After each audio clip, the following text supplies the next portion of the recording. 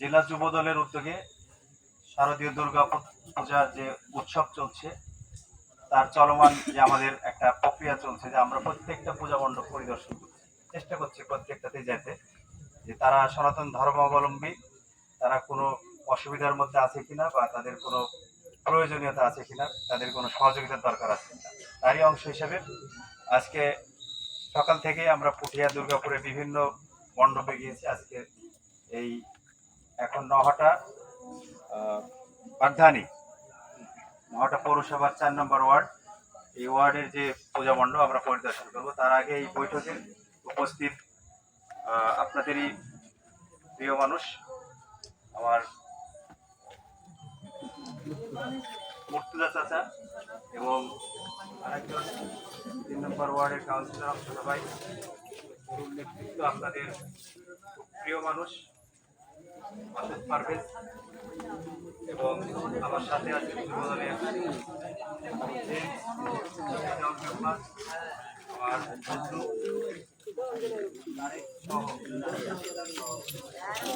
এবং আরো সবাই সবাই আমার প্রিয় মানুষ, সকলকে জানাই যুব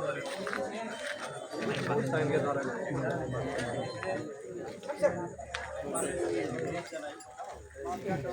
যারা আছে ভোটারদের কাছে আমাদের কিছু পরামর্শ, এখানে যারা উপস্থিত তারা সবাই ধানের শীষে ভোট দেবে নাকি?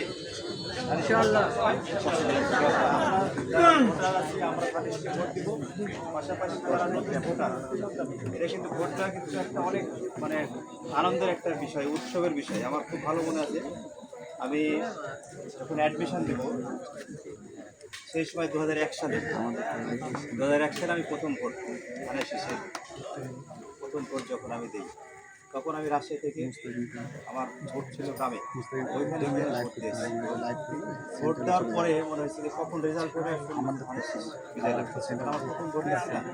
এই যে উৎসব, এই উৎসব মনের সাথে সামনের দিনে যে রাষ্ট্র পরিচালনার দায়িত্ব নেবে সেখানে রাষ্ট্র পরিচালনার জন্য বাংলাদেশের স্বাধীনতার পর থেকে একের পর এক নানান রকম চক্রান্ত, নানান রকম ফ্যাসিবাদ এবং বহির্বিশ্বের যে চক্রান্ত, সবকিছু মিলে দেশ কিন্তু স্থিতিশীল অবস্থায় যেতে পারছে না। সুতরাং এই স্বাধীন সার্বভৌম একটি ভূখণ্ডকে স্থিতিশীলতা নিয়ে আসতে হলে এই দেশের একটা রাষ্ট্রনায়ক দরকার, একটা দক্ষ রাষ্ট্রনায়ক দরকার। তিনি কে? আমাদের তারেক রহমান। সুতরাং তারেক রহমান হাত থেকে বাংলাদেশের মানুষ এই দায়িত্ব দেয়, তাহলে ইনশাআল্লাহ সামনের বাংলাদেশ হবে একটি সুন্দর সুখময় বাংলাদেশ। আমরা সকলেই সবার নিজ নিজ জায়গা থেকে, ছাত্র, কৃষক, শ্রমিক, পেশাজীবী এবং পুরুষ, মহিলা, হিন্দু, বৌদ্ধ, খ্রিস্টান, যে যে অবস্থায় আছে সবাই তাদের নাগরিক অধিকার সঠিকভাবে পেয়ে যাবে ইনশাআল্লাহ, যদি তারেক রহমানের হাতে আমরা দায়িত্ব দিতে পারি। সুতরাং একটি সুন্দর ভবিষ্যৎ বাংলাদেশের আকাঙ্ক্ষায় আমরা ধানের শীষে ভোট দিব, এবং ধানের শীষে ভোট দেওয়ার জন্য আমাদের পাড়া প্রতিবেশী, বন্ধু বান্ধব, মা বোনদেরকে সচেতনতা স্বরূপ এই ভোট দেওয়ার কথা বলবো। আমাদের কাছে 31 দফার লিফলেট আছে, দেশটা তারেক রহমানের যে 31 দফা যদি বাস্তবায়ন হয় তাহলে নিশ্চিতভাবে বাংলাদেশ একটি সুন্দর বাংলাদেশ হবে ইনশাআল্লাহ। সুতরাং 31 দফার মধ্যে কী আছে এটা আমাদেরকে জানতে হবে। এখন তো সবার কাছে স্মার্টফোন আছে, এই স্মার্টফোনে 31 দফা সার্চ দিলেই কিন্তু আমরা পেয়ে যাবো 31 দফা সম্পর্কে আমাদেরকে নিজেরা জানবো এবং সাধারণ ভোটারদেরকে জানাতে হবে। এখানে যারা আছে সবাই দায়িত্বশীল, সেই কারণে সবাইকে দায়িত্ব নিতে হবে আজকে, যে আমরা বাংলাদেশের মোট ভোটারের প্রায় অর্ধেক হলো নারী ভোটার। এই ভোটারগুলোকে, নারী ভোটারগুলোকে তো আমাদের বাইরে রাখা যাবে না, তাহলে তাদের কাছে তো 31 দফার মেসেজ দিতে হবে, তাই না?